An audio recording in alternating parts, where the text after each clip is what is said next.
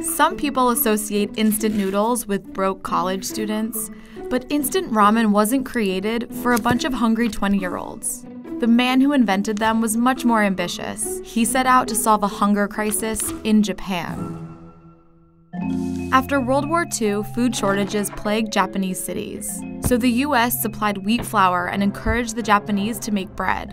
One man, named Momofuku Ando, didn't understand why his people would make bread instead of noodles, something that was already part of their culture. Ando decided to take matters into his own hands and create a new ramen made to last. He spent a year trying to figure out how to preserve the noodles. He needed a non-perishable, tasty, and easy recipe, but it was a challenge to maintain the robust flavors and unique texture that most people were accustomed to. It wasn't until his wife was making dinner one night and he threw some noodles in a bowl of hot tempura oil that he realized flash frying the noodles was the answer he had been looking for. This method not only dehydrated them, it left small perforations that allowed the noodles to recook quickly.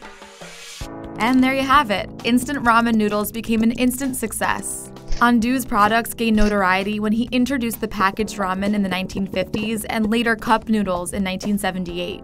His company began selling upwards of 40 billion units every year, and Momofuku Ando became a culinary icon in Japan. So the next time you heat up a cup of instant noodles, remember you're slurping down a little piece of history.